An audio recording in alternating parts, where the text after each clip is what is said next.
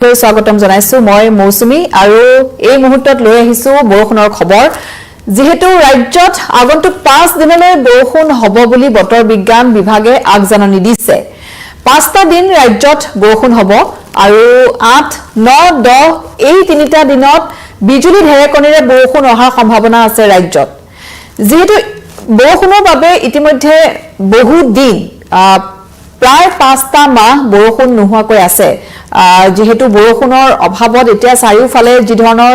ধূলিময় এটা পৰিবেশৰ সৃষ্টি হৈছে বা প্ৰদূষণ যি ধৰণে বৃদ্ধি পাইছে সকলোৱে আশা কৰিছে যে বৰষুণ হ'ব লাগে যদিও ৰাজ্যৰ বিভিন্ন জিলাত ইতিমধ্যে বিশেষকৈ উজনি অসমৰ ফালে বৰষুণ কৰবাত নহয় কৰবাত হৈছে উজনি অসমৰ কিবাখনো জিলাত বিগত কিছুদিন ধৰি বৰষুণ হৈ আছে ইজাকৰ পিছত হিজাক বৰষুণ হৈছে আৰু তাত যেহেতু যেটো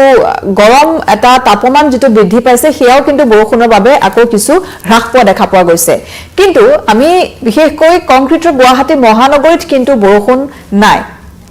5টা মাহ পাৰ হৈ গল প্ৰায় 6 মাহ হ'ব হৈছে কংক্ৰিটৰ গুৱাহাটী মহানগৰীত এজাক বৰষুণৰ বাবে সকলোৱে অপেক্ষা কৰিব লগা হৈছে ইফালে প্ৰদূষণ যথেষ্ট বৃদ্ধি পাইছে যথেষ্ট ধূলিময় এটা পৰিবেশ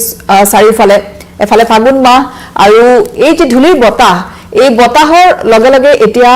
বেমাৰৰ যে বীজাণু সেয়া বতাহত উৰিছে চাৰিওফালে আৰু যথেষ্ট মানুহৰ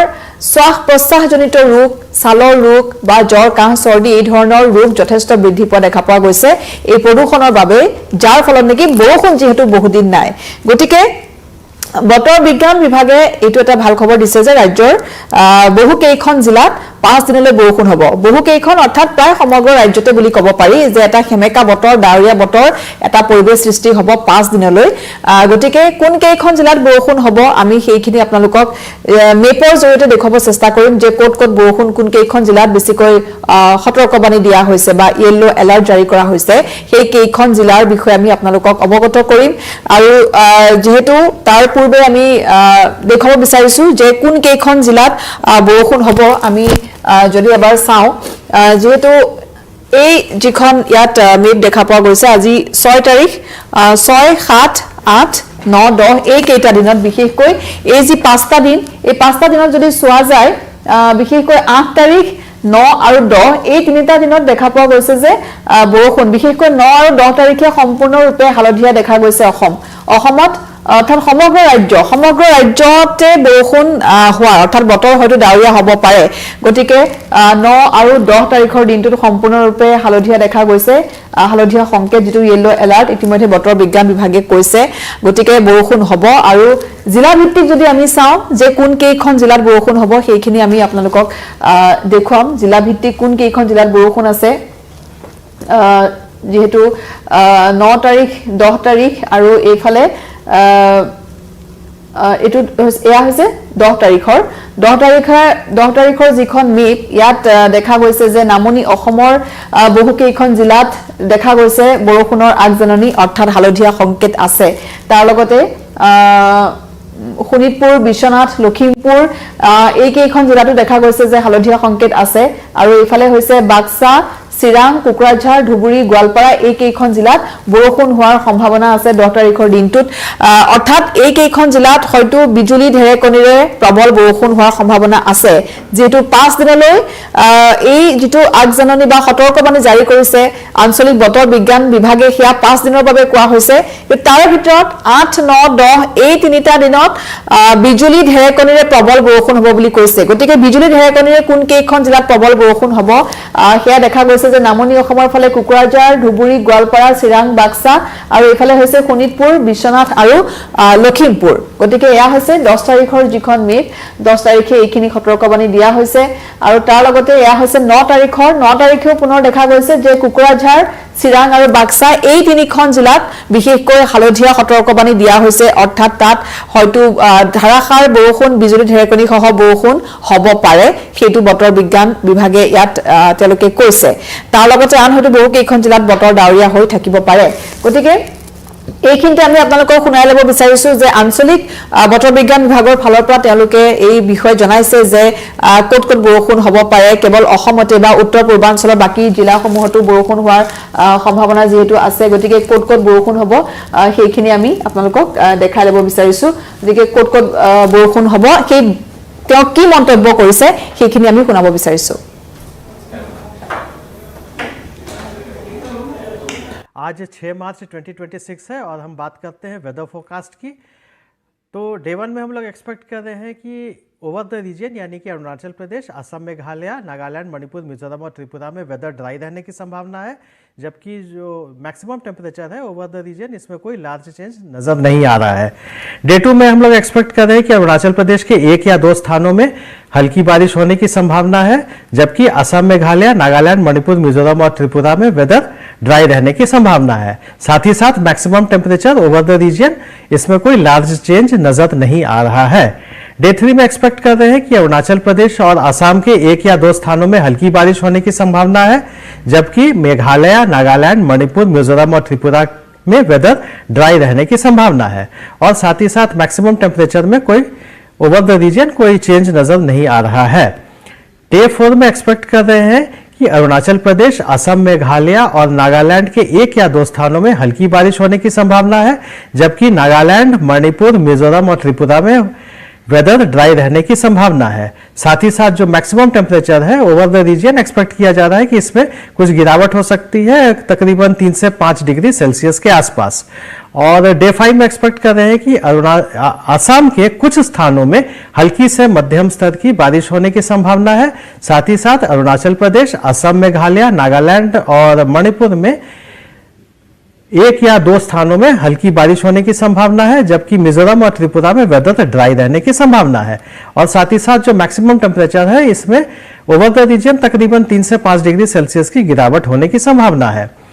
वेदर वार्निंग डे 1 और डे 2 में ऐसा कुछ नजर नहीं आ रहा है, लेकिन हाँ डे 3 में एक्सपेक्ट कर रहे हैं कि अरुणाचल प्रदेश के 1 या 2 स्थानों में थंडरस्टॉर्म और लाइटनिंग होने की संभावना है, जबकि डे 4 में अरुणाचल प्रदेश, असम और मेघालय के 1 या 2 स्थानों में थंडरस्टॉर्म लाइटनिंग होने की संभावना है। और डे 5 में अरुणाचल प्रदेश, असम, मेघालय, नागालैंड और मणिपुर के 1 या 2 स्थानों में थंडरस्टॉर्म और लाइटनिंग होने की संभावना है।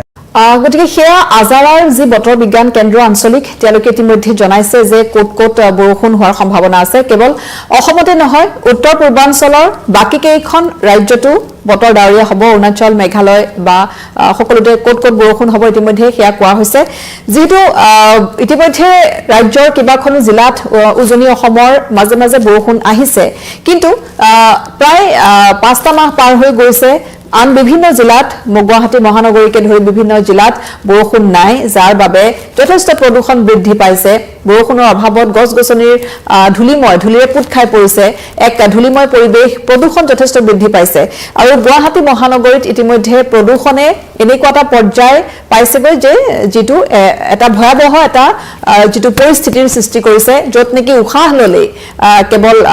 ধূলি বা লেতেৰা মানুহৰ উশাহত প্ৰৱেশ কৰিব। আৰু তাৰ বাবে নেকি ডক্টৰে চিকিৎসকে ইতিমধ্যে সকলোকে মাস্ক ব্যৱহাৰ কৰিবলৈ পৰামৰ্শ আগবঢ়াইছিলে। কাৰণ এইখিনি সময়ত দেখা গৈছে যে মানুহৰ যথেষ্ট বেমাৰ আজাৰ হৈছে, কাহ, জ্বৰ, চৰ্দি সেই জাতীয় বা শ্বাস প্ৰশ্বাসজনিত যিবোৰ বেমাৰ বা ছালৰ ৰোগ হোৱা দেখা পোৱা গৈছে। বিশেষকৈ শিশুসকল বা যিসকল বয়োজ্যেষ্ঠ লোক আছে সেইসকল বেছিকৈ আক্ৰান্ত হোৱা দেখা পোৱা গৈছে। এই পৰিৱেশটোৰ বাবে, এই ধূলিময় যিটো পৰিৱেশ, এই যিটো প্ৰদূষণ, সেই প্ৰদূষণৰ বাবে তেনেকুৱা এটা পৰিৱেশ বা পৰিস্থিতিৰ সৃষ্টি হৈছে। বৰষুণ নোহোৱাৰ ফলতে দীৰ্ঘদিন ধৰি যিহেতু বৰষুণ নাই, সেই বৰষুণ নোহোৱাৰ ফলতে এতিয়া এই ধৰণে যথেষ্ট প্ৰদূষণে একেবাৰে চানি ধৰিছে মহানগৰীৰ আকাশ। গতিকে বৰষুণ লাগে, সেইটো সকলোৱে আশা কৰিছে যে এজাক বৰষুণ লাগে, য'ত নেকি এই ধূলিবোৰ নোহোৱা হৈ যাব, অলপ চাফা হ'ব, পৰিষ্কাৰ হ'ব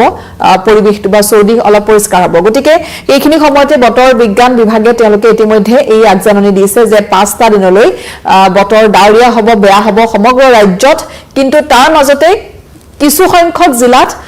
বিজুলী ঢেৰেকণিৰে ধাৰাসাৰ বৰষুণ হ'ব, আৰু সেই কোন কেইখন জিলাত ধাৰাসাৰ বৰষুণ হ'ব সেইখিনিও বতৰ বিজ্ঞান বিভাগে জনাইছে। গতিকে আমি ইতিমধ্যে আপোনালোকক জনাইছো যে কোন কেইখন জিলাত ধাৰাসাৰ বৰষুণ হ'ব। যিসকল এই মুহূৰ্তত আমাৰ সৈতে সংযুক্ত হৈছে তেওঁলোকৰ বাবে পুনৰ আমি জনাব বিচাৰিছো। আৰু লগতে এইখিনিতে আপোনালোকলৈ এটা আহ্বান, যিসকলে আমাৰ এই পোনপটীয়া সম্প্ৰচাৰ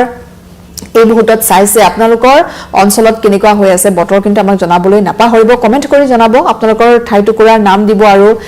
কেনেকুৱা হৈ আছে। যিহেতু লাহে লাহে গৰমো বৃদ্ধি পাইছে, এতিয়া এফালে ফাগুন মাহ, গতিকে গৰমৰ প্ৰকোপো কিছু বাঢ়িছে, কিন্তু তাৰ মাজতে বতৰ ডাৱৰীয়া হৈছে নেকি সেয়া কিন্তু জনাবলৈ নাপাহৰিব। যিহেতু বতৰ বিজ্ঞান কেন্দ্ৰই কোৱা তথ্যৰ সৈতে কিমান মিলে আমি চাব বিচাৰিম গতিকে পুনৰবাৰ ক'ত বৰষুণ হ'ব সেইখিনি মই এবাৰ আকৌ ক'ব বিচাৰিছো যি সকল দৰ্শক এই মুহূৰ্তত আমাৰ সৈতে সংযুক্ত হৈছে তেওঁলোকৰ বাবে